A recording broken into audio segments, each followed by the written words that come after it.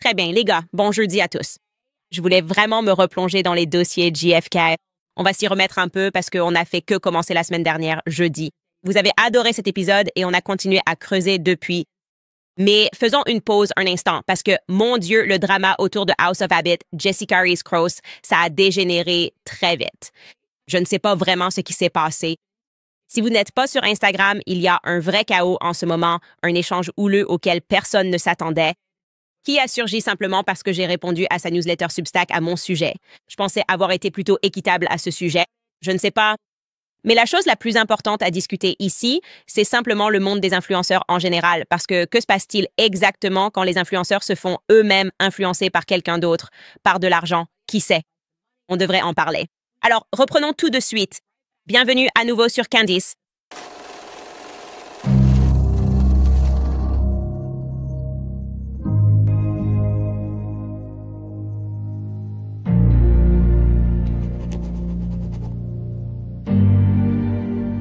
D'accord, donc nous sommes censés entrer dans un monde nouveau. C'est frais, c'est un média indépendant et les structures médiatiques traditionnelles sont en train de mourir, les médias historiques disparaissent. Et dans l'ensemble, je pense vraiment qu'on y arrive et c'est génial. C'était formidable de voir autant de personnes indépendantes émerger, lancer leur propre plateforme, faire leurs propres recherches et en quelque sorte briser tout le système des médias traditionnels. Et ce qui est vraiment intéressant, c'est que je ne sais pas si nous avons vraiment pris le temps de réfléchir au fait que même si des gens semblent indépendants, il pourrait y avoir cette possibilité, une possible infiltration par les mêmes personnes dont nous essayons de nous éloigner. Et un événement récent a vraiment mis en lumière la plausibilité de ce scénario. Je ne sais pas si vous avez raté ce qui s'est passé sur X, mais en gros, il y avait ce truc bizarre autour des grandes marques de sodas, comme un débat qui avait lieu en ligne. Je n'y ai pas du tout participé parce que je trouvais ça ridicule. Mais des gens disaient, et cela faisait partie de la campagne Maha, que les personnes qui bénéficient de bons alimentaires ne devraient pas pouvoir aller acheter du Coca-Cola, du Pepsi et de la malbouffe. En gros, si c'est nous qui payons pour vous, c'est-à-dire nous, les contribuables, qui finançons vos programmes d'aide sociale, pourquoi achetez-vous des choses dont vous n'avez pas un besoin vital? Vous n'avez pas besoin de soda. Évidemment, vous pouvez boire de l'eau. Et les gens disaient, « Oh, mais c'est ridicule. Ils devraient avoir le droit, avec leurs bons alimentaires, d'acheter ce qu'ils veulent. » Et puis, il a en fait été déterminé que les grandes entreprises de soda, comme les multinationales, finançaient des influenceurs que le public pensait être dignes de confiance afin de faire passer discrètement leur point de vue. Donc, les grandes marques de soda ont payé des personnes qui sont censées être des voix indépendantes pour influencer les gens en disant « Non, c'est un abus de pouvoir du gouvernement ». Et les personnes bénéficiant de l'aide sociale devraient pouvoir boire leur Coca-Cola et leur Pepsi. Et je vais vous montrer ce fil qui a été révélé par Nick Sorter. Et je savais que cela se passait. C'était un de ces trucs où je ne savais pas. Non, mais en fait, je savais. Parce qu'on voit des choses et tout semble être exactement le même message au même moment. Et parfois, c'est une attaque contre une personne. Parfois, c'est une attaque contre une politique ou un point de vue. Mais les mots se ressemblent trop entre différents influenceurs. Donc, Nick Sorter a écrit ceci, exposé Influencible. C'est une entreprise, d'ailleurs, elle s'appelle Influencible et c'est la société qui verse de gros chèques aux influenceurs, au nom des grandes marques de soda.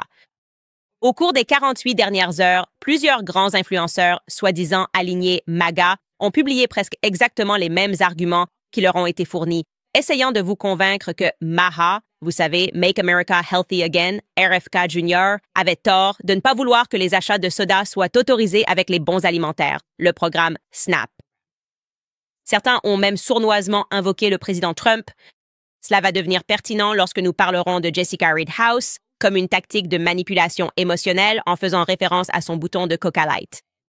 Aucun d'entre eux n'a révélé qu'ils étaient payés pour ces publications, ce qui a amené les lecteurs à croire qu'une interdiction générale des sodas était en préparation.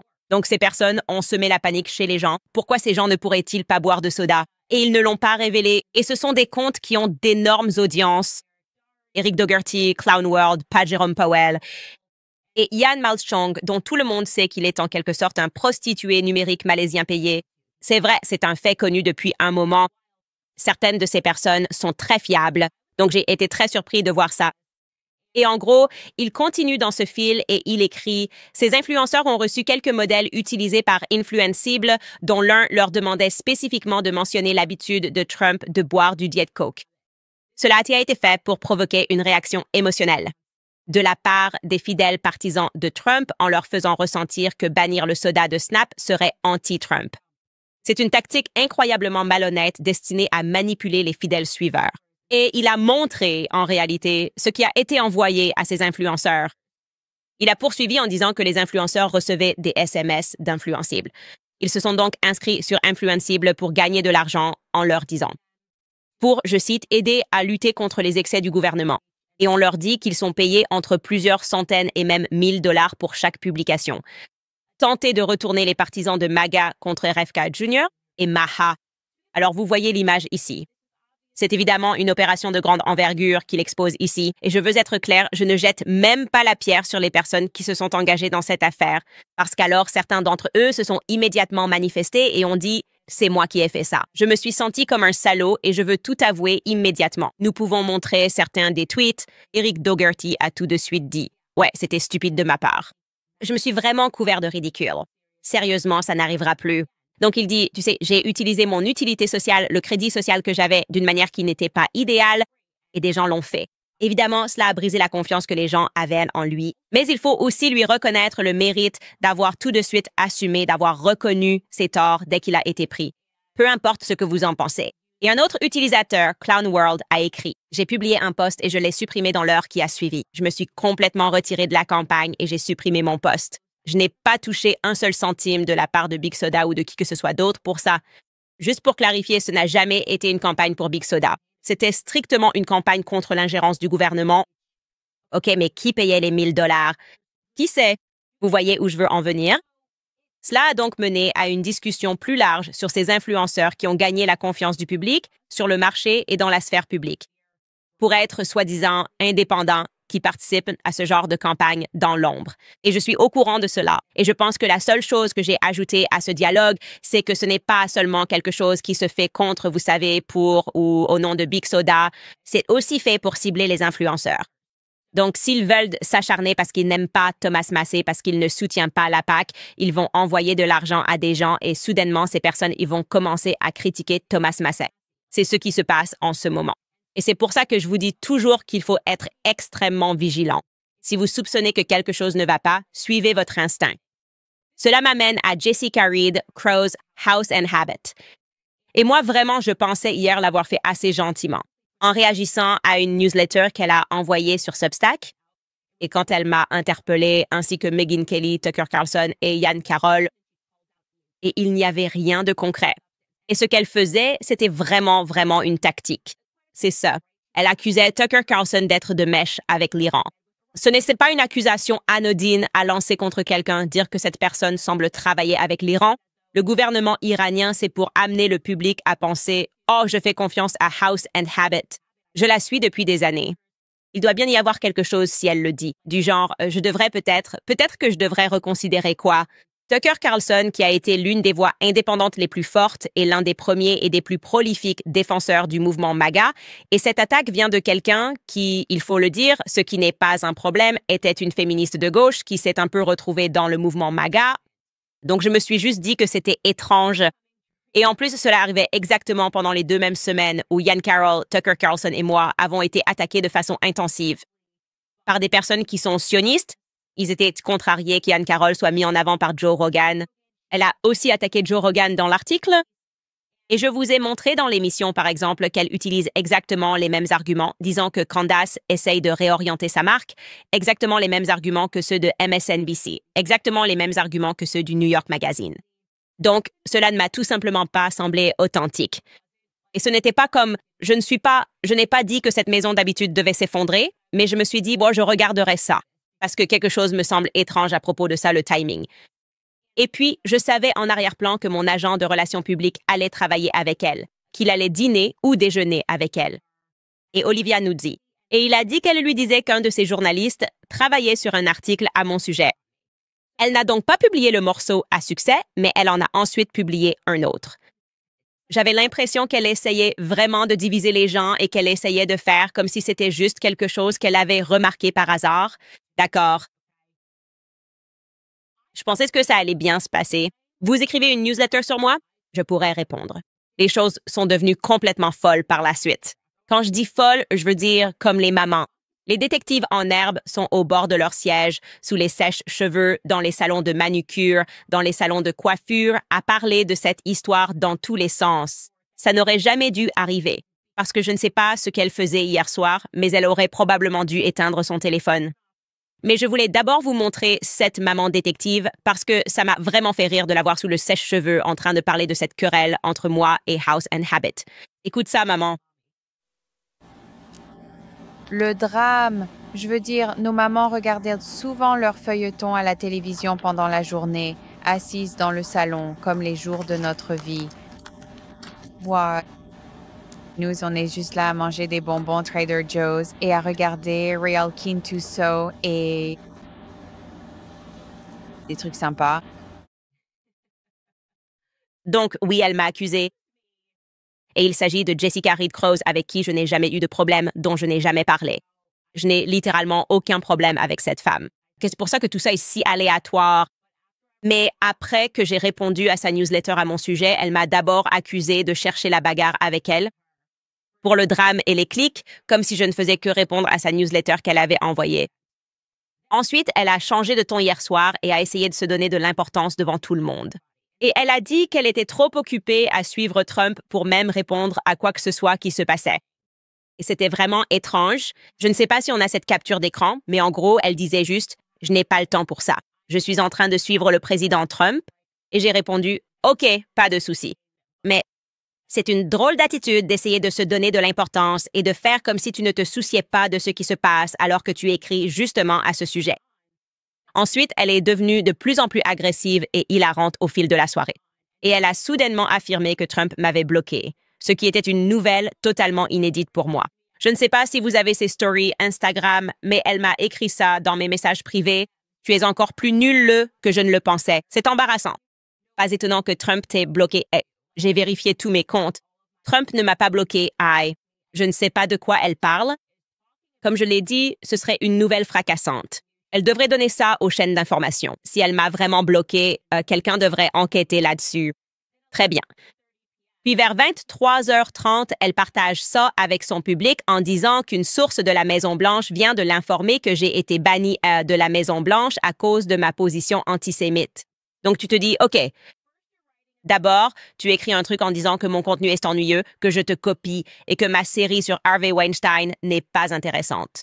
Et tu répètes sans cesse aux gens que je ne suis pas intéressant et qu'ils ne devraient pas regarder mon contenu. Et puis soudain, tu changes complètement de ton et tu me traites carrément d'antisémite. Alors tout le monde se demande, mais qu'est-ce qui se passe ici? En plus, il est 23h30. Il ne devrait y avoir aucune source de la Maison-Blanche qui t'envoie quoi que ce soit à cette heure-ci. Je ne veux pas que mes impôts servent à ça. Si on paie pour ça, je ne veux pas que ça arrive. OK, vous n'avez pas besoin de m'envoyer des potins à 23h30. Je ne paie pas pour que la Maison-Blanche m'accuse d'antisémitisme, c'est insensé. Ce n'est pas une bonne image pour Trump. Et d'ailleurs, je riais de tout ça en arrière-plan parce que c'était tellement mesquin. C'était aussi stupide. Sincèrement, ce qui m'intéresse vraiment, c'est de travailler sur les dossiers JFK et d'approfondir l'affaire Harvey. Je ne m'en soucie tout simplement pas assez pour me laisser entraîner dans des querelles mesquines, des échanges d'insultes ou des accusations de plagiat de marque. Je n'avais littéralement aucune idée de qui elle était il y a quelques mois. Je suis content qu'elle ait une plateforme. Chaque personne devrait avoir une plateforme et pouvoir traiter des sujets qu'elle souhaite. Et puis, elle m'a attaqué personnellement. Et elle a menti publiquement. Tout cela s'est passé hier soir. J'étais littéralement en train de regarder ça en me demandant « Mais qu'est-ce qui se passe? » Et elle a menti en disant que j'avais eu un mariage sur le thème MAGA. Donc, en plus de dire que Trump l'avait bloqué et que c'était triste, et elle dit « J'imagine que ça doit être très frustrant pour quelqu'un qui s'est marié avec une casquette MAGA. » Maintenant, elle a intentionnellement flouté cette photo parce que c'est un mensonge. Je ne me suis pas mariée avec une casquette MAGA, mais c'est une photo prise lors de l'after party de notre mariage où nous avons offert des cadeaux souvenirs pour commémorer notre nuit de noces. Parce que nous nous sommes effectivement mariés au Trump Winery, qui était vraiment un endroit magnifique. Et nous avons fait fabriquer un drapeau spécial, un Union Jack et une combinaison de l'Union Jack et du drapeau américain. Et sur le côté d'une casquette, il était écrit « Rendez les mariages à nouveau formidables » et non « Rendez l'Amérique à nouveau formidable » afin que les gens se souviennent toujours de notre mariage et de l'after party. Et c'est de quelque chose dont je garde un très bon souvenir. Encore une fois, je ne sais pas pourquoi elle s'en prend soudainement à moi et à mon mari. Ensuite, elle a sauté dans mes messages privés et m'a dit qu'elle allait me dénoncer pour avoir une richesse secrète et cachée. Et c'était exceptionnel. C'est à ce moment-là que j'ai commencé à être très enthousiaste, et je vais vous dire pourquoi j'étais très enthousiaste, parce que j'adore les théories du complot. J'adore une bonne histoire, surtout si elle se termine par le fait que je suis une jolie princesse. Est-ce qu'on a ça dans la boîte? Elle a écrit « Ton hypocrisie flagrante, cacher une richesse extrême et faire semblant d'être une victime de la censure. » Il se passe tellement de choses là-dedans. Ce n'est pas le cas. Remets-le à l'écran. Je ne cache pas une richesse extrême dont je serais au courant. Mais s'il y a une chance qu'il y ait un arc narratif façon Journal d'une princesse, pour moi, je suis totalement partante. S'il y a une intrigue de ce genre pour moi, je suis là pour ça. S'il y a une chance que je sois la princesse de Génovie, ce que je partageais dans mes stories, et qu'elle connaisse une grand-mère que j'ai, et que je sois sur le point de prendre le contrôle d'un royaume, sachez bien que je n'essaie pas de cacher ça. Je vais m'en vanter. Je ne veux pas que ma richesse extrême soit cachée. Je veux m'en vanter. Et donc, elle a écrit « C'est risible. Personne ne te fait confiance. » Continue à suivre Harvey, Tate et Kanye. Vraiment, quelle belle compagnie. Et j'ai juste répondu « Wow, cool. Quelle richesse extrême suis-je en train de cacher? Tu devrais vraiment faire une newsletter Substack là-dessus parce que, franchement, ça m'intéresse. Genre moi, et aussi faire semblant d'être une victime de la censure. J'ai littéralement été censurée sur YouTube. J'ai été démonétisée sur YouTube pendant 4 mois l'année dernière. Genre, tout le monde l'a vu. Donc, je ne comprenais juste pas pourquoi elle était aussi agressive, pourquoi elle regardait mes photos de mariage, pourquoi elle inventait toute cette histoire de richesse secrète. Mais ça me rend triste. Pour ça. Genre, je suis là pour ça. Et je riais vraiment. Franchement, je ne prenais pas cet échange au sérieux. J'ai juste supposé qu'elle avait peut-être un peu trop bu quelque part. Et genre, elle n'y voyait pas clair hier soir et tout aurait pu être pardonné le matin. Mais ensuite, elle m'a accusée de changer de direction avec ma marque, genre dans le message privé. Elle disait « Tu fais pivoter ta marque. » Tout le monde le voit. Donc, elle pense que le fait que je parle de Blake Lively, c'est comme si je marchais sur ses plates-bandes, ce qui est vraiment étrange parce que je te promets que j'ai couvert la culture pendant toute ma carrière. Et puis, on est bien trop vieille pour ça. Je crois qu'elle a la quarantaine bien entamée. Moi, j'ai 35 ans. On est bien trop vieille pour se disputer comme des collégiennes du genre « Tu m'as copié. Tu as parlé de Blake. » J'ai parlé de Blake. Pourquoi tu parles de Blake? Avant, c'est moi qui parlais de Blake. Je suis amie avec Trump. Pour moi, tout ça, ce n'était vraiment pas quelque chose de sérieux ou qui me blessait. Je ne suis tout simplement pas assez complexée pour me soucier de tout ce qu'elle disait. Bref, ce matin, elle se réveille. Et comme je l'ai dit, je pensais qu'elle allait faire un truc drôle, sortir une chanson de Morgan Wallen hier soir. Qu'on dise que l'alcool parlait, qu'elle avait trop bu et qu'elle était désolée. Tout le monde lit les messages privés et pense « Wow, tu sembles vraiment mesquine et méchante. Tu l'attaques sur le mariage. Tu l'as attaqué dans une newsletter. Genre, d'où ça sort tout ça, Jessica? Tu dis que tu as quitté la gauche et que tu es maintenant conservatrice, mais tu te comportes un peu, tu sais, comme une fille méchante. Ambiance Blake Lively, comme si Ryan Reynolds avait pris le contrôle de ton téléphone, essayant de jouer les grandes personnes à propos du président Trump et de faire en sorte que les autres se sentent exclus alors que moi, je mets mes enfants au lit avec plaisir. J'ai déjà vécu ça, j'ai même plusieurs t-shirts MAGA. Et elle n'a pas fait ça. Elle s'est réveillée et dans sa lucidité, elle a continué à mentir. Et c'est là que je me suis dit, OK, là, on bascule dans autre chose. Là, ce n'est pas comme si elle était à un dîner et avait un peu trop bu. C'est comme si elle choisissait délibérément de mentir et de salir. Et elle essaie simplement d'implanter dans l'esprit du public l'idée que je suis la fille méchante dans toute cette histoire qui attaque les femmes au hasard. Et elle a commencé avec l'un des mensonges les plus fous qui soient. Elle a littéralement sorti le mensonge à la Blake Lively par omission en faisant croire que j'avais traité Meghan McCain de cliniquement obèse sans aucun contexte. C'était l'histoire qu'elle a partagée. Elle me dit que les femmes doivent être meilleures. Pendant ce temps, elle va aussi bas que possible. Dès qu'il s'agit de quelqu'un avec qui elle n'est pas d'accord, et elle partage un média de gauche disant que Meghan McCain répond à Candace Owens qu'il aurait traité de cliniquement obèse. C'est exactement ce que nous essayons d'apprendre au public à reconnaître. C'est typiquement le genre d'article qui sortirait. Et ils essaient de vous faire croire qu'un conservateur est un monstre. Parce que, sérieusement, pourquoi est-ce que je me réveillerais un matin en me disant « Meghan McCain est cliniquement obèse. Oh mon Dieu, pauvre Meghan, ce serait horrible. » Mais Jessica sait que ce n'est pas vrai. Elle sait que c'est exactement l'inverse, qu'en réalité, depuis 3 ans, le mari de Meghan et Meghan m'attaquent. Et tout part du fait que Meghan s'en prenait aux anti-vax et aux personnes qui étaient mal à l'aise à l'idée de se faire vacciner contre le COVID. Et elle les traitait en gros d'idiots, de personnes dans le déni, disant qu'ils prenaient un vermifuge pour chevaux. Elle s'en prenait à Joe Rogan. Et je lui ai essentiellement dit que ces attaques allaient trop loin. Franchement, les gens ne devraient pas suivre les conseils de santé de Meghan McCain plutôt que ceux de Joe Rogan. C'est une réaction rationnelle. À dire à quelqu'un qui fait semblant d'être soudainement, je ne sais pas, devenu le professeur de PS universel, juste parce qu'elle a retroussé sa manche et s'est fait vacciner, alors que certaines personnes ont consacré toute leur vie à la santé. Donc elle a écrit ça sur Twitter. Il y a des années, je n'arrive pas à croire que Meghan soit encore en arrière-plan de tout ça. On est en 2021. Je ne suis pas médecin, mais il me semble que c'est bien plus simple et efficace de juste se faire vacciner. Plutôt que de saigner de l'anus, de prendre un vermifuge pour chevaux et d'avaler 9000 autres prescriptions au hasard, et des trucs de chez CVS et Trader Joe's. Donc j'ai déjà été Maha auparavant, c'était cool.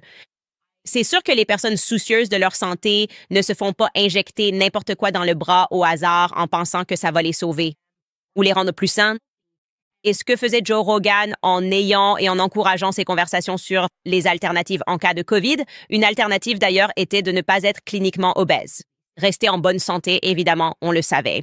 Tes chances de tomber malade ou d'être plus gravement malade augmentent avec n'importe quoi.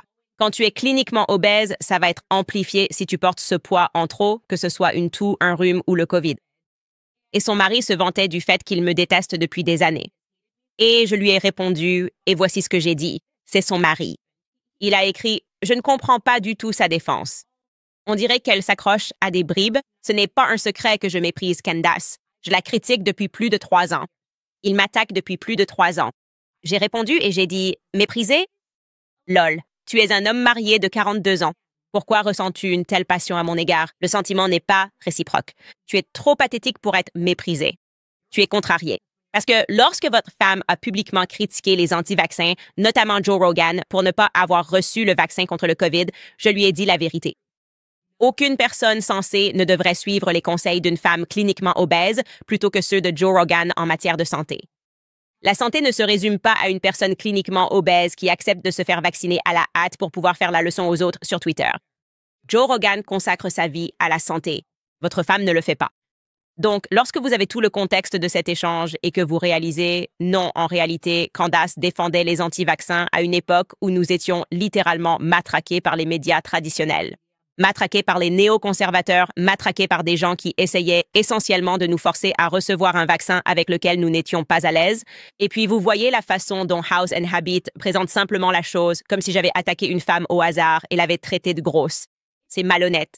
D'accord, donc elle fait preuve de malhonnêteté. Et ce n'est pas la première fois qu'elle fait ça. Et plus on creuse, à ce stade, j'avais des gens qui travaillaient pour elle et qui ont récemment démissionné, qui me contactèrent pour dire oui, elle agit effectivement de cette manière. Elle fait semblant qu'elle est totalement neutre et indépendante.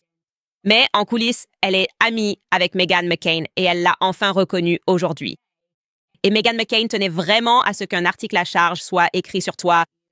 Et donc, elle a commencé à travailler là-dessus. Elle avait l'un de ses rédacteurs qui travaillait dessus, puis elle s'y est mise elle-même. Donc, je trouve ça un peu sournois.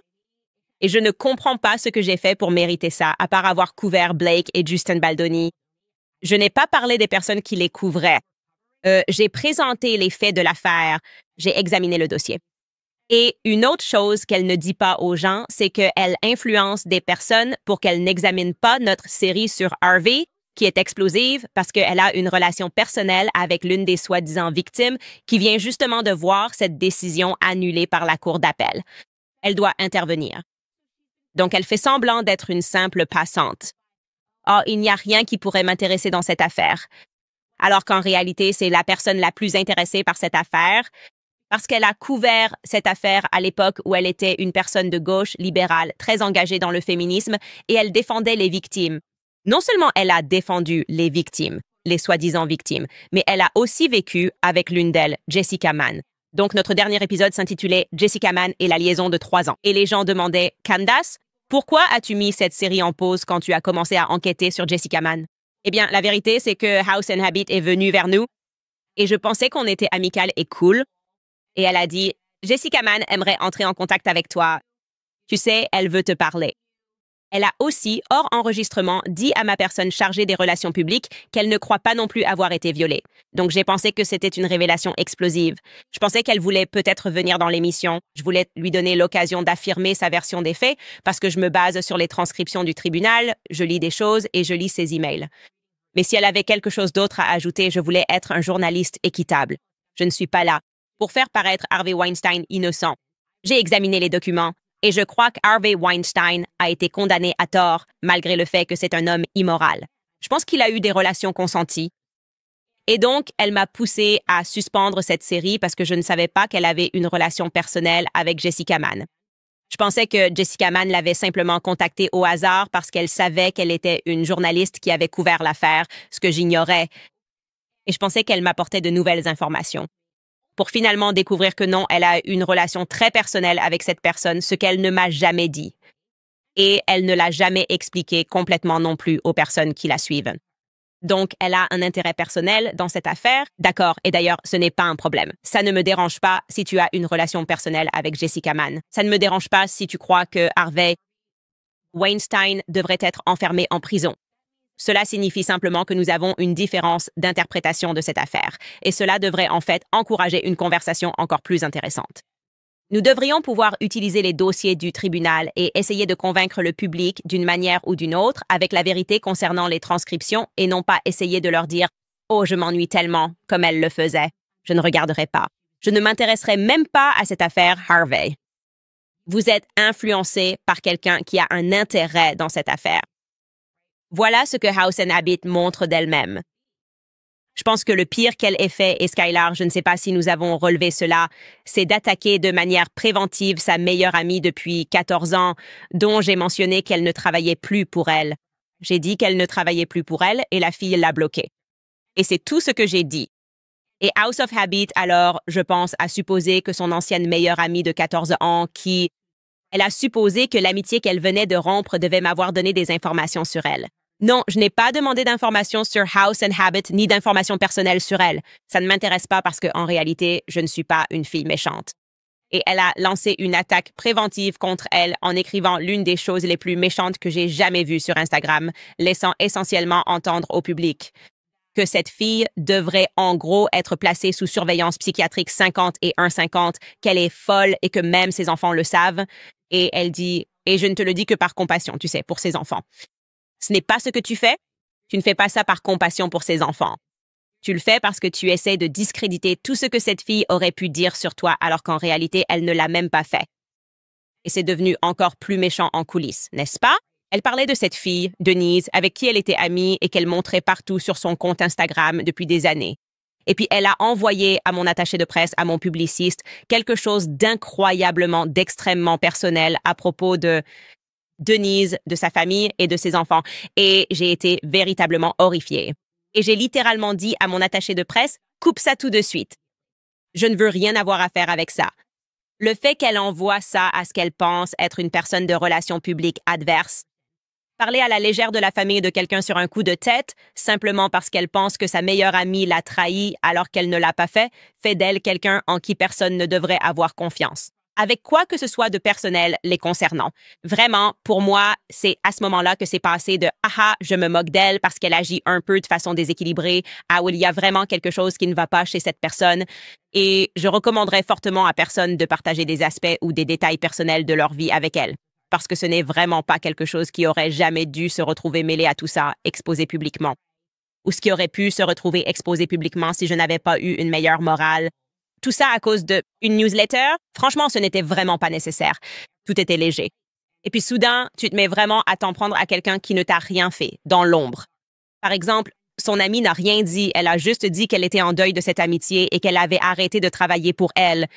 Et c'est ce que j'ai partagé avec le public. Je n'ai rien dit d'autre, ni évoqué quoi que ce soit de personnel à ton sujet, ni posé de questions personnelles sur toi, parce que ce n'est pas nécessaire quand on s'en tient à la vérité.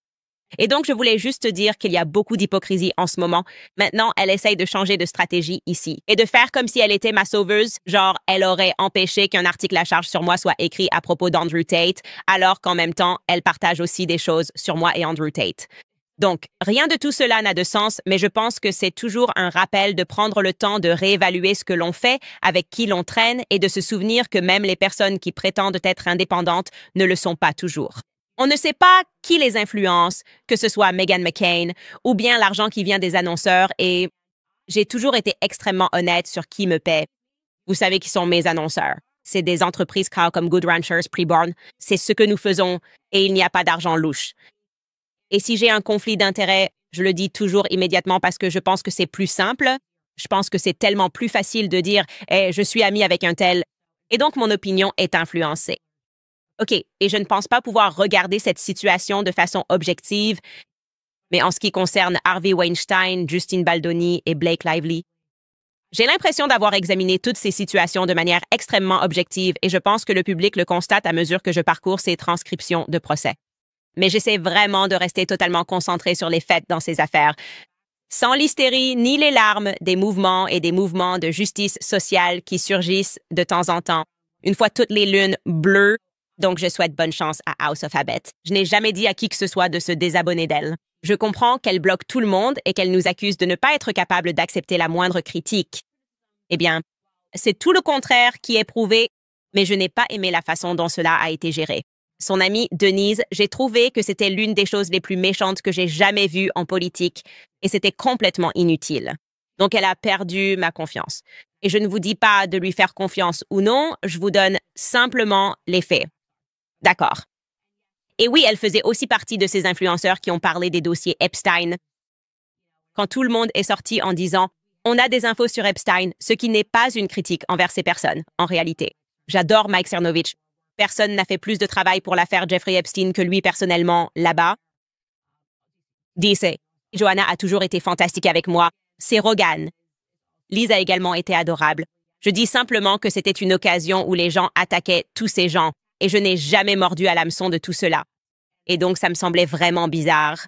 Tout cela semblait extrêmement étrange venant d'elle. Et je ne sais pas exactement ce qui se cache derrière tout ça, ni qui, mais je suppose que nous allons le découvrir. Bref, les amis, laissez-moi vous parler de Preborn. En parlant de personnes qui sponsorisent cette émission, je vous ai souvent parlé d'Andrea Bocelli, Steph Curry, Justin Bieber, Tim Tebow. Ce qu'ils ont tous en commun, c'est que leurs mères ont été encouragées à mettre fin à leur grossesse. Ces personnes n'existeraient pas si elles avaient écouté les gens qui les entouraient. Les femmes, lorsqu'elles font face à une grossesse non planifiée, subissent souvent des pressions pour mettre fin à la vie de l'enfant. Et parce qu'elles veulent faire le bon choix, il leur arrive parfois de le faire. Mais la société et leur entourage leur disent que le bébé n'est pas vivant. C'est acceptable. C'est là que le ministère Preborn intervient.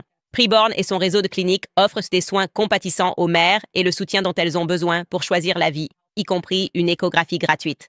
Quand une mère entend le battement de cœur de son enfant, elle est 2 fois plus susceptible de choisir la vie. Alors, si vous vous considérez comme pro-vie, il est temps de rejoindre Preborn, parce qu'ensemble, nous pouvons donner à ces femmes le pouvoir de choisir la vie, parce que donner du pouvoir à la vérité de la maternité peut transformer une famille et son avenir.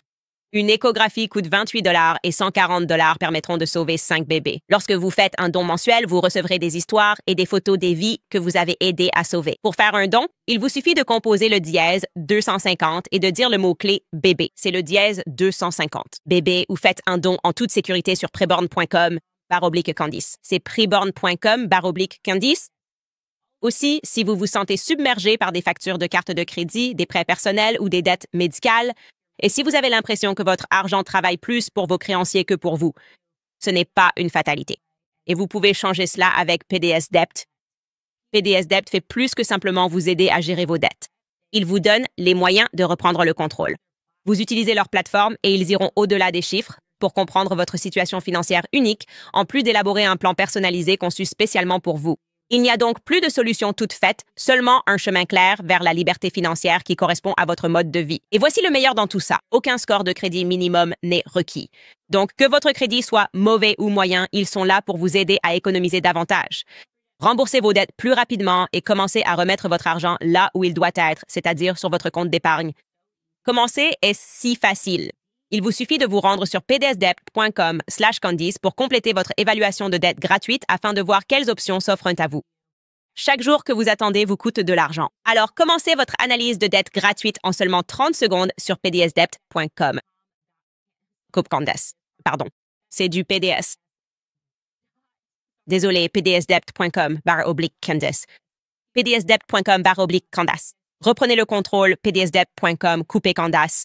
Bon, maintenant, je veux revenir sur cette affaire JFK. Je veux faire un épisode entier sur ce sujet. Comme je l'ai dit, nous nous sommes laissés distraire parce que je ne pouvais pas détourner le regard de la maison et des habitudes. Ce n'était même pas mon drame. Je vous jure, ce n'est même plus mon histoire maintenant. Je découvrirai si oui ou non je suis la princesse de Genovie et elle écrira une newsletter sur Substack et vous la partagerez tous et je partirai de mon côté et je ne parlerai plus jamais à aucun d'entre vous. Parce que c'est ce que ça veut dire. Quand tu découvres que tu es une princesse d'un royaume, tu n'as plus à gérer les trucs sur Internet. D'accord. Je ne traînerai plus avec mes potes à faire n'importe quoi. Je serai super chic à chanter des chansons avec Julie Andrews. Et je serai l'alto et elle sera la soprano. Mais là où je vous avais laissé, ce qui était drôle, parce qu'en fait, on n'a même pas abordé les dossiers JFK. C'était juste un article complètement hallucinant. Et c'était fou pour moi quand les dossiers JFK ont été publiés. Et il y avait des gens qui essayaient un peu de t'influencer, genre pour que tu ne regardes pas les dossiers. Et ce qui est bizarre avec l'affaire JFK, c'est que tout le monde sait plus ou moins qui l'a fait. Genre, tout le monde sait qui l'a fait. On sait tous qui l'a fait. Et on sait tous pourquoi on n'a pas le droit de savoir qui l'a fait. Genre, officiellement, savoir qui l'a fait. Je dis ça comme ça. Je dis ça comme ça. On sait, genre, qui l'a fait. On sait. On sait. D'accord. Mais c'est fou. Je ne sais pas. Et puis, on n'a juste pas le droit de le dire. Et c'est bizarre. Ça devient bizarre. Ça devient bizarre dehors. Et donc, je vous parlais de cet article sur lequel je suis tombée, qui était dingue, écrit par John Loftus pour le magazine Ami. C'est littéralement un magazine juif orthodoxe. On ne peut pas qualifier ça d'antisémite. Ce type travaillait pour l'État. Il a dû écrire ce livre, The Witness Tree, qu'on m'a d'ailleurs envoyé en PDF. Je n'ai pas encore pu m'y plonger. Je voulais le faire cette semaine, mais évidemment, j'ai été très malade pendant 2 jours.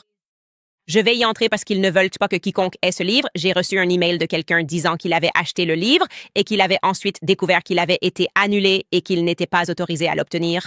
Donc, ce livre est caché. Et le gars qui a écrit cet article a dit « Ouais, la CIA, je ne veux pas lire celui-ci, même si nous avons prétendu que c'était de la fiction. » Et il a reçu la visite de monsieur Reuven Shiloha. Je l'ai appelé Shiloha. Ça pourrait être Shiloha. Qui sait? C'est un faux nom de famille. C'est ça l'important. C'est ce type-là qui était en charge des opérations avant qu'Israël ne devienne un État et qui a ensuite fondé ce qui allait devenir le Mossad. Mais tu vois, le Mossad avant le Mossad, c'était le pré-Mossad, non? Donc tu es un gang et puis tu deviens officiel et tu es le Mossad. Et l'histoire qui est racontée dans The Witness Tree, qu'il résume dans cet article, est dingue. Quelqu'un dans les commentaires demande « C'est quoi ce livre? » Il s'appelle The Witness Tree. Les gens disent qui, selon eux, l'a fait. On sait tous qu'il l'a fait. On sait tous qu'il l'a fait, mais on n'a pas le droit de le dire. Je ne sais pas pourquoi. C'est fou. Bref, ça a confirmé nos soupçons parce que ce type, comme je l'ai dit, travaillait pour le gouvernement. Il savait que cette histoire était vraie parce que Reuven Shiloha est venu le voir, le fondateur du Mossad. Je ne sais pas si c'était du genre « je veux juste, pour l'héritage que je laisse, que les gens sachent ce qu'il en est ». Reuven Shiloha est en fait mort assez mystérieusement, assez jeune. Et c'est pour ça que, plus tard, son fils, Dovey, rend visite à John Loftus. Donc, il a vu Reuven, puis il a vu son fils. Et ces 2 personnes étaient impliquées dans l'État d'Israël. Et il nous raconte cette histoire incroyable que je vais résumer à nouveau, qui implique les frères Dulles, n'est-ce pas? Et les frères Dulles, dont Allen Dulles, qui deviendra le directeur de la CIA, directeur, qui était une épine dans le pied de JFK. JFK l'a forcé à fermer après la désastreuse invasion de la baie des Cochons. À l'époque où on faisait simplement ce que fait la CIA, renverser des gouvernements. Parce que, après tout, pourquoi pas? Je ne sais pas. On dit juste qu'on se bat pour la démocratie. Mais en réalité, ça donne un peu l'impression que si on renverse constamment des démocraties partout, d'ici à l'Ukraine, peut-être qu'en fait, on ne se bat pas vraiment pour répandre la démocratie. Je ne sais pas. Je fais juste poser des questions. Bref, donc, ce type raconte une histoire à propos de Reuven. Il est venu lui rendre visite et il a découvert que les frères Allen Dulles étaient les meilleurs dans le domaine. Ils avaient toutes ces sociétés écrans fictives et ils faisaient siéger Prescott Bush, qui était le père de George W. Bush, pas le fils, mais George W. Bush, son père, Prescott Bush, au conseil d'administration de toutes ces sociétés écrans pour cacher le fait qu'ils vendèrent du pétrole à Hitler.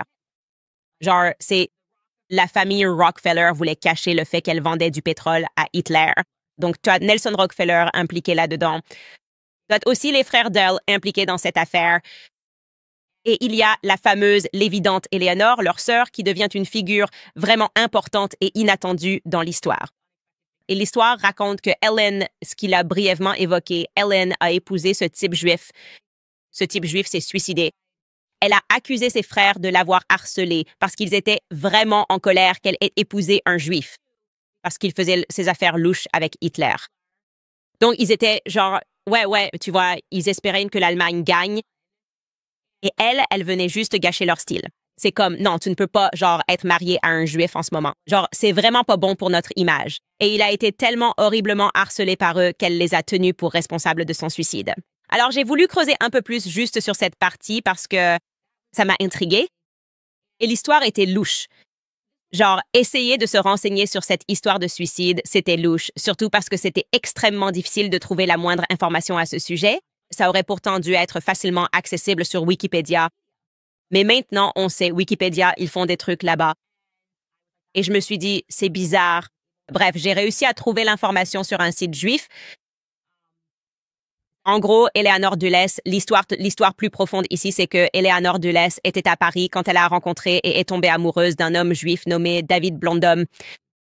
Et elle est tombée amoureuse de lui alors qu'elle faisait des recherches sur le franc français pour son doctorat en économie. Donc, elle faisait des recherches à l'étranger, à Paris.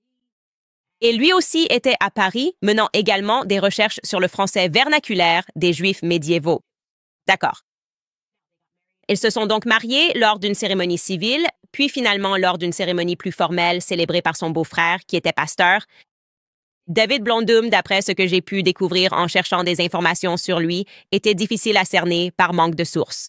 Je le décrirais pour l'époque comme un juif à la pensée assez moderne. Et ce que je veux dire par là, c'est qu'il n'adhérait pas vraiment à l'idée d'un tribalisme juif. Il ne croyait évidemment pas que les Juifs devaient uniquement se marier au sein de leur propre communauté. Et l'un des aspects souvent omis, c'est cela. Eleanor a fait des déclarations disant à quel point elle avait été choquée par son suicide. Vous savez, ils étaient mariés depuis 2 ans, et puis lui, à la manière de Sylvia Plath, met sa tête dans un grille-pain et se tue au monoxyde de carbone. Il s'est littéralement asphyxié à mort, et c'était plutôt inattendu. Et je ne sais pas, est-ce qu'il a été tué? Je ne pourrais pas vous le dire. Je trouve toute cette histoire très intéressante parce que, en creusant un peu, j'ai découvert qu'il était aussi harcelé par des Juifs. Il était harcelé par des Juifs parce que son mariage était considéré comme problématique par son lieu de travail et ils l'ont poussé vers la sortie. Il était le secrétaire de l'Association américaine de recherche juive et il n'était pas d'accord avec ses théories et ses convictions. Quand il s'agissait en fait de cette sorte de croisement comme l'idée que les Juifs et les chrétiens devraient se marier. Donc, à la base de ce mariage, il y avait des tensions entre Juifs et chrétiens, ce que j'ai trouvé assez intéressant, surtout après ce que j'ai appris sur la personne qui lui a succédé après qu'il ait été forcé de partir, un homme qui, de manière similaire, était juif et partageait la même perspective. Et il était encore plus radical dans sa vision puisqu'il disait essentiellement « Il faudrait que je retrouve le nom de ce type ». Il disait en gros que tout ce qu'on apprend sur la communauté juive médiévale est un mensonge et qu'il fallait être plus honnête à propos de l'histoire juive et que, par exemple, les Juifs au Moyen Âge n'avaient pas été maltraités tout au long de l'histoire. Et c'était évidemment un professeur respecté. Comme je l'ai dit, il dirigeait ce milieu académique et c'était considéré comme quelque chose d'énorme. Il avait écrit cet article et disait en gros que nous cachions des pans de l'histoire qui montrent, en réalité, que les Juifs ont vécu plutôt bien à travers l'histoire à toutes les époques, y compris la période médiévale. Son sujet principal était la période médiévale. Et donc, il a en quelque sorte maintenu ses points de vue. Il n'a pas épousé une femme chrétienne, mais il a maintenu ses opinions et a pris une position ferme en disant que les Juifs et les chrétiens devraient se marier. Cela s'est produit à toutes les époques. Et il disait en gros que cette perspective historique que nous continuons de vendre sur notre souffrance n'est pas entièrement vraie. Et que nous devons être radicaux et montrer aux gens la véritable histoire qui montre que, en réalité, partout dans le monde, y compris pendant la période médiévale, les Juifs ont bien vécu et au moins dans des conditions bien meilleures que d'autres groupes. Donc, il est important de reconnaître que c'est uniquement parce qu'ils n'étaient appréciés ni des Juifs ni des chrétiens. C'était donc quelque chose d'intéressant qu'Eleanor Dulles a soulevé. Et je vais citer l'article. J'aurais dû le garder sous la main, mais je vais citer l'article. Je le mettrai dans les commentaires où cet écrivain juif analysait cela, expliquant qu'il se passait beaucoup de choses en coulisses dans cette relation Et Eleanor a été assez choquée pour une raison ou une autre. Après que son mari se soit suicidé, David Blondum, elle devient convaincue que ce sont ses frères qui en sont responsables. Et, vous savez, elle savait qu'il avait des problèmes avec les deux camps, mais elle était persuadée que ses frères étaient vraiment la raison qui l'avait poussée à franchir ce dernier pas vers le suicide. Et bien sûr, c'est elle qui, selon John Loftus, est confirmée par le tout premier fondateur du Mossad, si l'on peut dire, fait alors des photocopies. Elle devient celle qui photocopie toutes ses preuves pour les remettre au Mossad. Et c'est ainsi que les Rockefeller se font faire chanter. Donc, Nelson Rockefeller, c'est très intéressant parce que c'est un homme qui travaille dans le pétrole et les affaires. Soudainement, il entre au gouvernement et il finit par devenir vice-président des États-Unis. Et puis, il y a aussi les Dulles. Soudainement, ils entrent au gouvernement et ils se retrouvent à la CIA. Et lorsque l'on commence à réexaminer pourquoi l'assassinat de JFK est si important, c'est parce que c'est le jour, à mon avis, où notre pays est devenu autre chose, est devenu un pays sous le joug du chantage. C'est ce que je crois sincèrement dans mon cœur. Cela semble être du bon sens, c'est l'évidence ici. Opération Mockingbird, la CIA met alors immédiatement en place l'opération Mockingbird. Vous avez par exemple Allen Dulles qui supervise tout ce qui se passe en termes d'enquête du Congrès, dont nous savons maintenant ce qu'il en était. Le rapport Warren était une plaisanterie totale et une mascarade menée par un homme dont on sait aujourd'hui qu'il était victime de chantage. Et vous avez juste la CIA investit des tonnes d'argent dans les journalistes via le projet Mockingbird pour qu'ils disent tous la même chose à propos de la mort de JFK. C'est, à mon avis, la chose la plus cruciale pour les Américains. Examiner ces documents et comprendre ce qui s'est réellement passé avec JFK. Et de poser toutes les questions, de poser absolument toutes les questions que vous avez afin de tirer vos propres conclusions. Écoutez les faits que les gens vous présentent. Explorez tout, suivez chaque piste jusqu'au bout. Parce que si nos instincts sont corrects, et je crois qu'ils le sont, alors c'est l'événement le plus important qui nous a menés là où nous sommes aujourd'hui. Nous en avons parlé dans le dernier épisode en passant en revue. Non seulement il s'opposait à eux sur la question des armes nucléaires, non seulement il s'opposait à Ben Gourion parce qu'il ne voulait pas qu'ils aient ce réacteur nucléaire. Et puis nous avons appris cela. Lyndon B. Johnson, lui, les aidait discrètement à devenir des armes. Il était donc sapé par son propre vice-président. C'est tout simplement époustouflant. Ayant des liens avec le communisme, sa famille est venue ici après, comme je vous l'ai expliqué, les 1848. Étudier les partisans de 1848 et les communistes qui sont ensuite venus en Amérique et se sont installés dans le Sud est un élément crucial de l'éducation américaine, que tu n'apprends pas. Et en parlant du système éducatif américain, que possédait Rockefeller? Nous parlons donc souvent aujourd'hui de la manière dont notre médecine s'est radicalisée.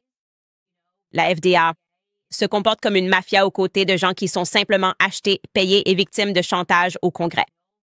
Le Rockefeller était un médicament précurseur. Rockefeller était l'un des premiers à promouvoir l'éducation publique et les manuels scolaires. Mais quand l'éducation américaine a-t-elle commencé à décliner? Eh bien, maintenant, nous pouvons tracer cela sur une carte. Droite. Nous savons donc que la famille Rockefeller a créé le General Education Board, qui a été constitué par une loi du Congrès en 1903. Je ne pense pas que quiconque dirait que le système éducatif américain a commencé à décliner en 1903. Je ne pense pas que quiconque avancerait cet argument. Mais John D. Rockefeller père, il y a John D.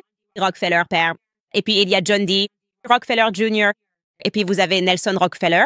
Ainsi, à partir de la 3e génération, la famille Rockefeller est victime de chantage.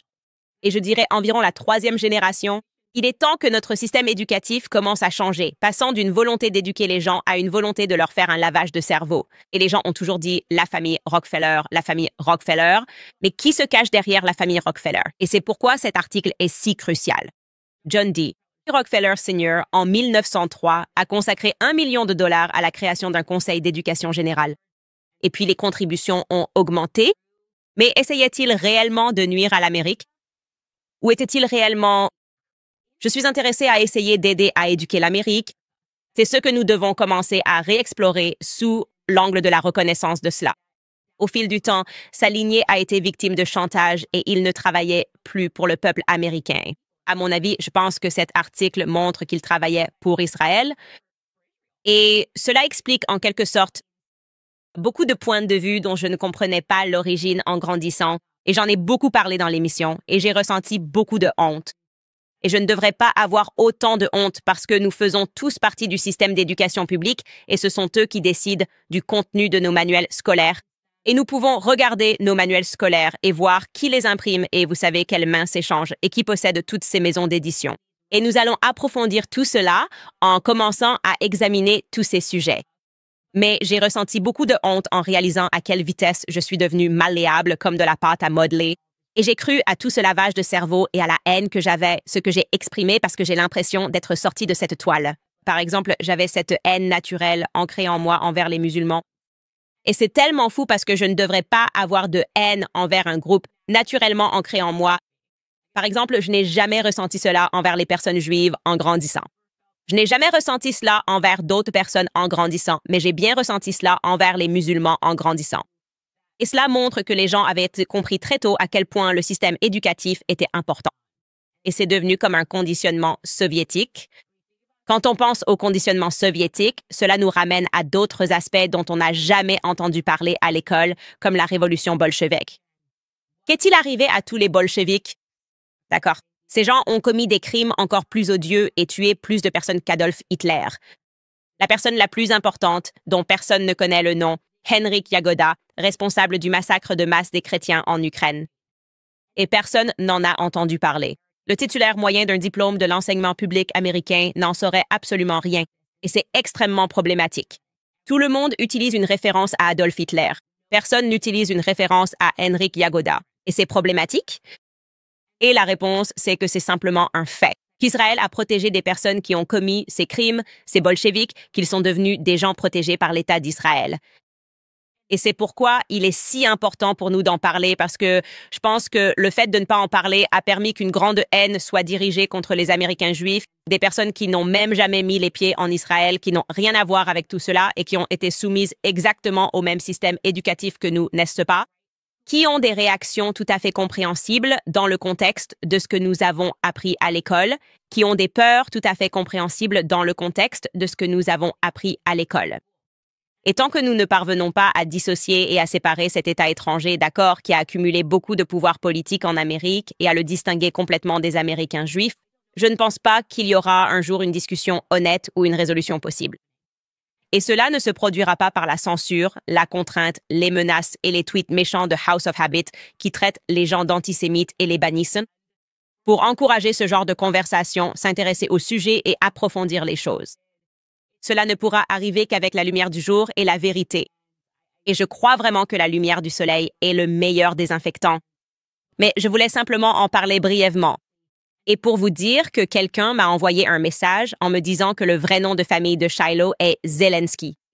Et j'ai vérifié cela, et j'ai toujours eu un sentiment étrange à propos du président Zelensky. Il est très difficile de trouver des informations, des photos de sa mère et de son père. C'est un peu comme tomber dans le trou d'Emmanuel Macron. C'est vraiment difficile, les gars, de trouver une mère et un père pour tous ces présidents à travers le monde. Et oui, c'est un fait que le vrai nom de famille de Ruben Shiloh, il y en a plusieurs, mais Zelensky, d'accord? Et puis Zeslany est une autre orthographe de ce nom. Et je trouve cela incroyablement intéressant parce qu'il est écrit sur sa page Wikipédia que son père était un grand rabbin. Dans les premiers territoires de la Palestine qui écrivaient des livres, je ne trouve pas un seul nom de livre que ce rabbin aurait écrit. Sous quel nom était-il connu? Je ne trouve rien.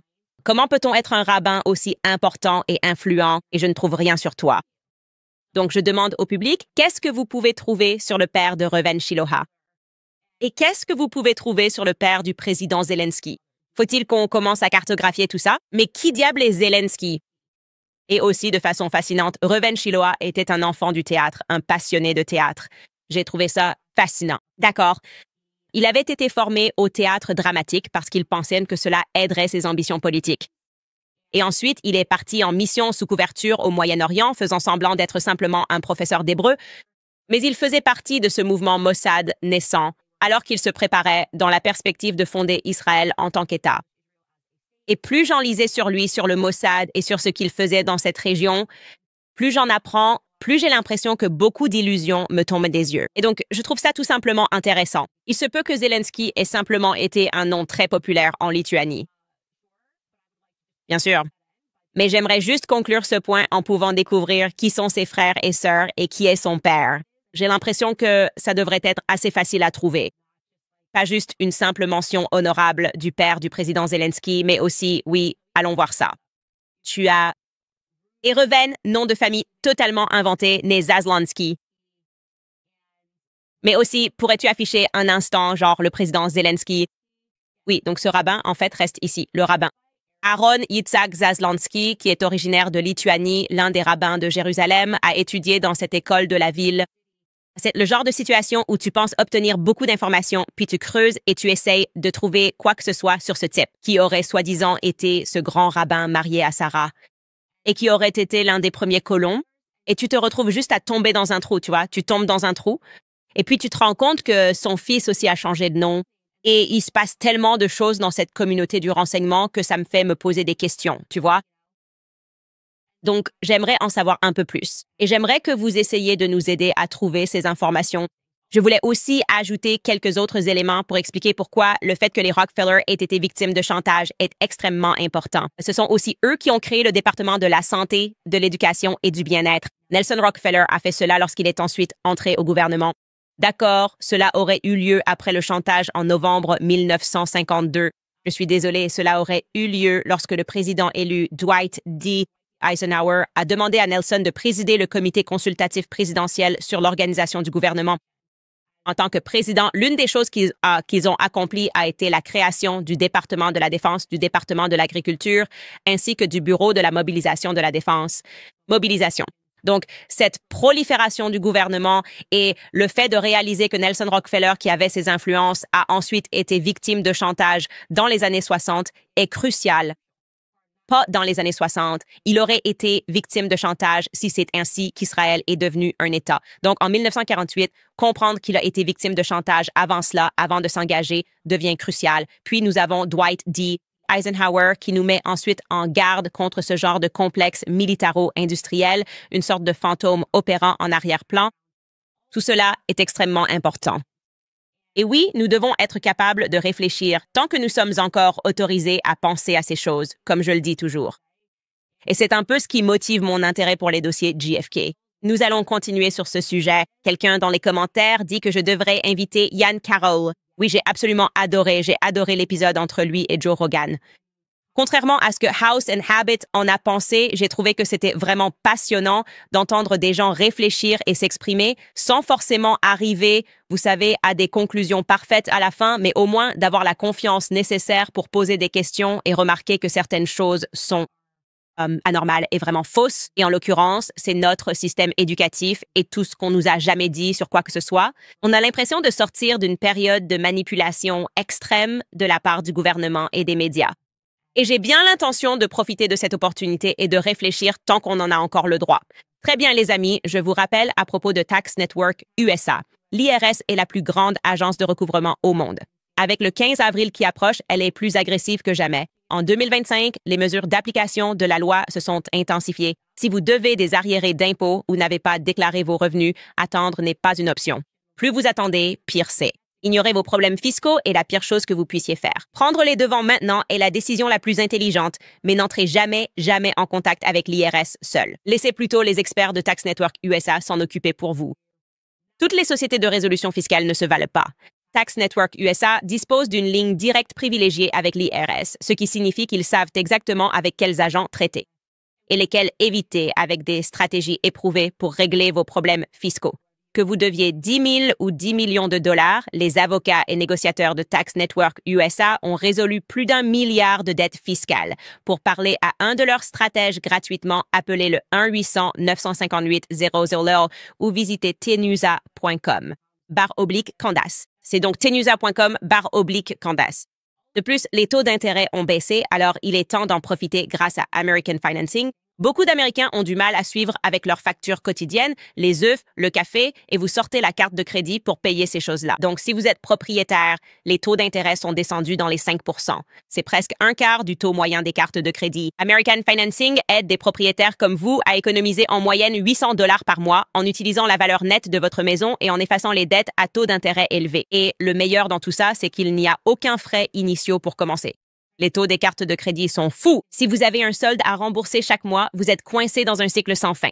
Libérez-vous, appelez American Financing et voyez vos économies. Et si vous commencez maintenant, vous pourriez même retarder vos 2 prochains paiements hypothécaires. Appelez le 800-795-1210. C'est le 807-95-1210. Ou rendez-vous sur americanfinancing.net/Owens. C'est americanfinancing.net/Owens. Très bien, nous en sommes déjà à 1 heure. Je veux lire quelques-uns de vos commentaires très rapidement avant que nous terminions ici. Voyons ce que certains d'entre vous disent. Ce sont des commentaires plutôt gentils, peut-être un peu liés, je pense, à des sujets qui sont en quelque sorte connexes, n'est-ce pas? Nous parlons des médias en tant qu'organes. En qui avez-vous confiance? En quoi avons-nous confiance? Lélé écrit « Mon défaut toxique, j'attends chaque jour que des personnes fassent n'importe quoi et mentent sur Candace, pour qu'elles puissent simplement les atomiser avec des captures d'écran, des preuves et la vérité. » Ça, c'est du vrai journalisme. Ce qui me tue vraiment, c'est que toutes ces personnes, je suis toujours très gentille avec elles. Donc, ça me paraît tellement mesquin qu'elles prennent ces chemins-là et m'attaquent. Et je me dis juste, pourquoi? C'est d'ailleurs pour ça que je ne traîne qu'avec mes tout-petits. J'ai eu ma dose de politique il y a bien longtemps et on le voit encore et encore. Les gens se battent, mais pourquoi? Tu sais, le foyer, c'est là où est ton cœur. Ce n'est pas à la Maison-Blanche. Ce n'est pas en suivant Trump. C'est avec tes enfants. C'est avec ton mari. Ce sont les plus beaux jours de ma vie en ce moment, tu sais? Donc, ça m'a juste semblé vraiment mesquin et vraiment bizarre. Et je ne sais pas, j'imagine qu'on en apprendra plus. Beaucoup de choses sortent en ce moment, mais cela a vraiment paru étrange au public, tout comme c'était étrange et c'était inutile. Zadé écrit « Jessica Reed Crows, si tu lis ceci, sache simplement que nous savons tous que tu es gravement atteinte de virus mentaux. On sera toujours là pour toi, Candace. Merci d'être toujours là pour moi. Et sincèrement, j'ai ri tout le long hier soir. Je n'étais pas stressée. Je me disais juste, c'est dingue. Et je pensais vraiment qu'elle allait se réveiller et dire, tu sais quoi? Un verre de vin de trop et tout le monde va en rire. Et qu'elle allait faire quelques blagues et dire, c'était stupide. Désolée. Reprenons le programme. Mais en fait, elle continuait juste à s'enfoncer et devenait de plus en plus méchante. Et c'était juste nécessaire. Alexandra demande « Quels sont ses liens avec Ghislaine et Jeffrey? » Elle s'est attaquée à la mauvaise personne. C'est une autre chose. Elle faisait partie du mouvement pour libérer Ghislaine Maxwell, donc c'est fort qu'elle s'en prenne à moi. Parce que j'ai examiné l'affaire roumaine d'Andrew Tate et j'ai dit qu'il n'y avait pas assez de preuves pour engager un procès. Et ce qui s'est passé 1 an plus tard, c'est que les tribunaux roumains étaient d'accord avec moi et ont dit qu'il n'y avait pas assez de preuves pour qu'ils poursuivent avec un procès. Et ils ont renvoyé l'affaire devant les tribunaux inférieurs. Donc, je ne sais pas vraiment quel est mon crime là-dedans, à part lire des documents judiciaires, ce que je pense que tout le monde a le droit de faire. Et concernant la série sur Harvey, oui, tu ferais mieux de t'y mettre. Parce que si elle lance tout ça à cause de Jessica Mann, ça vaut probablement le coup de se pencher sur la série. Pour voir ce qu'elle ne voulait pas que tu vois. Parce que si elle a défendu cette fille, je ne sais pas. Je n'ai pas regardé ses précédents reportages parce qu'en fait, je ne la copie pas. Et quelqu'un m'a contacté à propos de l'affaire Harvey. Mais c'est quelque chose, je ne considère pas Jessica Mann comme une personne honnête. Amanda Pichardo écrit « House and Habit dit qu'elle a des tendances de scorpion, démoniaque. Elle est juste en train de se manifester en ce moment. Et nous rejetons cela au nom de Jésus. » Oui. Aussi, certains d'entre vous m'ont dit qu'elle a traité Olivia Nuzzi de grosse. Maintenant, elles sont amies. Et qu'elle a fait tout un article sur Substack où elle ne faisait que l'appeler comme ça. Grande, charpentée et grosse. Et apparemment, ça passait sur son Substack. Et ensuite, elle a essayé de faire croire que j'avais attaqué quelqu'un au hasard. Meghan McCain, qui est encore bouleversée par ce tweet que je lui ai envoyé, elle et son mari n'ont jamais arrêté d'en parler. Je ne retire pas ce que j'ai dit. Je pense vraiment que les gens devraient suivre les conseils de Joe Rogan plutôt que ceux de Meghan McCain sur ce sujet. Je ne pense pas qu'avoir reçu un vaccin devrait te donner le droit de critiquer ceux qui explorent d'autres options de santé. Comme je l'ai dit, j'étais maha avant. C'était cool. Tu sais, j'étais clairement maha avant, que ce soit cool ou pertinent. Abigail écrit « Je ne sais pas comment tu fais ça. Se faire attaquer sans arrêt pendant des années par des enfants capricieux. J'aurais perdu la tête depuis longtemps. Personne n'a la peau plus dure. » Des pensées sur le scandale des textos de Pete Hegseth. Oui, c'était embarrassant. Il n'y a pas d'autre façon de le dire. C'était embarrassant. Si ça s'était produit du côté de Biden, on serait tous en train de s'en moquer. Et oui, c'est juste complètement fou. Évidemment, si quelqu'un avait fait ça au bureau, il aurait fallu vérifier. On aurait vérifié 1 million de fois pour voir qui était sur cette conversation. Et maintenant, ils se retrouvent un peu ridicules et ils doivent l'assumer, l'affronter et dire « c'était une énorme erreur. Nous le regrettons. Vous savez, l'erreur est humaine. » Alors, est-ce que c'est « Oh mon Dieu, Pete Hegseth est… » Non, d'ailleurs, je peux vous dire, parce que je le connais personnellement, Pete Hegseth a toujours été exceptionnel avec moi.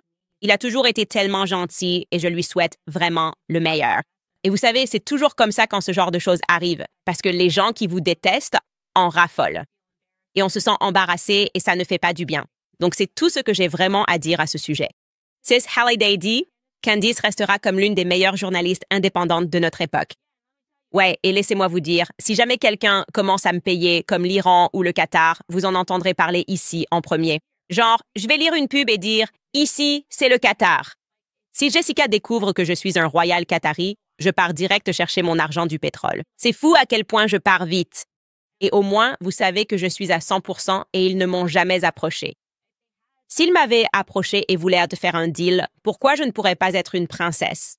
Pourquoi je ne pourrais pas être la princesse Jasmine? Pourquoi tout le monde déteste Aladdin? C'est fou. Je ne sais pas. Ce délire Moyen-Orient mauvais, Amérique bonne, devient aussi épuisant parce qu'on fait des affaires au Moyen-Orient. Genre Jared Kushner a fait des affaires au Moyen-Orient. Il dirige une société de capital investissement au Moyen-Orient. Et c'est en gros ce truc bizarre qu'ils essaient de créer. Ça n'est pas réel. En faisant semblant que ce serait complètement fou si quelqu'un faisait un deal avec un Qatari, les Qataris ou les Iraniens ou quelque chose comme ça. Je ne comprends pas. Je ne comprends pas pourquoi on m'a accusé de ces choses. C'est 1000% faux. Et les attaques contre Tucker ont été particulièrement méchantes ces derniers temps. Et je ne pense pas qu'elles soient authentiques. Je pense qu'elles sont financées. Et je vais m'arrêter là. OK, je vous rappelle, je ne savais pas que c'était en rupture de stock quand j'ai fait la promo hier. C'est maintenant de retour en stock, notre produit anti-féministe, car je le suis depuis longtemps, avant que ce soit à la mode. J'ai été Maha avant que ce soit à la mode. Avant que ce soit à la mode. Et notre marchandise anti-féministe est de retour sur le site. Et cette casquette est incroyable. Et cette tasse aussi. Et je vais continuer à m'intéresser à Jessica Mann. Alors, j'arrive pour vous, les féministes. J'arrive pour vous et vite. Et on se retrouve demain, les amis.